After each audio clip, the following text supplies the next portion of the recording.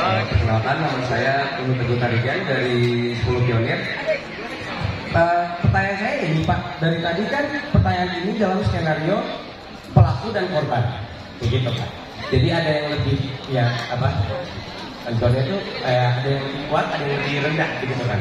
Cuman saya secara personal dan beberapa teman-teman saya yang baik juga itu, kita itu terbiasa dengan apa ya, lingkungan di mana ini walaupun tidak baik ya pastinya. Cuma kita terbiasa dengan jika ada yang mengganggu kita ganggu balik gitu. Jadi tidak ada yang namanya lebih kuat, lebih dominan, itu tidak ada. Gitu. Kalau itu bagaimana Pak?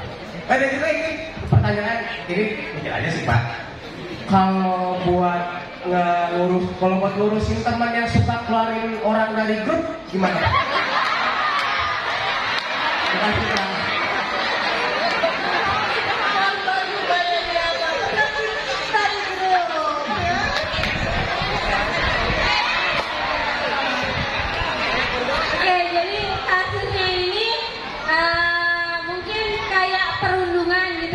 Dibalas lagi gitu kan, sama-sama kuat Pak, nggak ada korbannya, nggak ada perundungan gitu. Jadi kalau ngatain dikatain balik Pak. Kemudian sama kalau ada suka ngeluarin dari grup ya, ini kita apain nih Pak gitu. Jadi posisinya yang ngeluarin dari grup itu juga bukan seseorang yang kuat, yang nggak bisa dibilang itu pembuli gitu. Terima kasih Pak.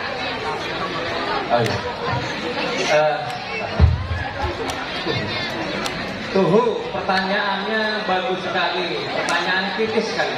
Tepuk tangan untuk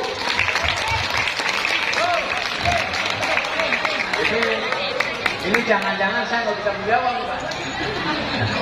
Tapi gini ya, ada prinsip bukan cuma di sekolah, tapi secara umum di masyarakat ada prinsip lebih baik mengalah untuk menang daripada sama-sama kalah kemudian menjadi arang.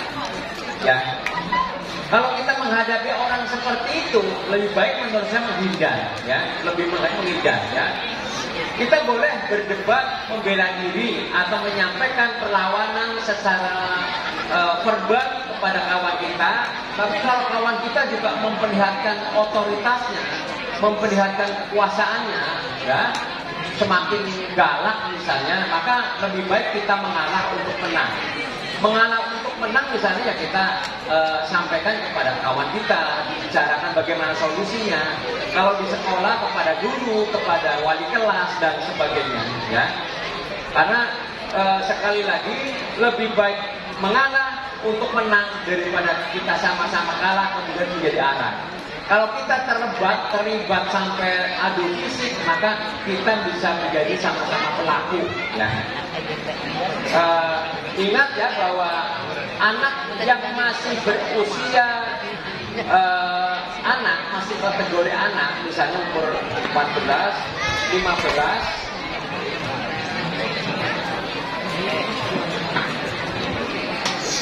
Saya ulangi ya, bahwa anak yang berusia 14, 15 sampai 17 juga bisa kena pasal pidana, ya.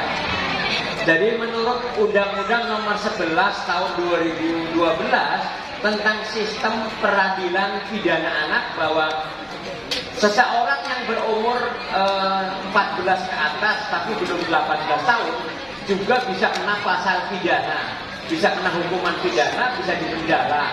Walaupun sistem pemidanannya beda ya, tetapi tetap aja kena pidana, kena hukuman ya. Jadi itu terkait dengan dikeluarkan dari grup ya, kalau misalnya kita sudah dikeluarkan dari grup kan kita sudah nggak bisa membela diri, ya kan? Kita sudah nggak bisa ngapa-ngapain. Tapi kita masih bisa sharing sama teman-teman di grup itu yang masih ada. Kan pasti kita punya nomornya ya. Kita sampaikan supaya mereka bisa membantu mencarikan solusinya, jalan keluarnya. Ya, saya kira itu pertanyaan saya. Makasih jawaban saya. Ya, terima kasih Pak.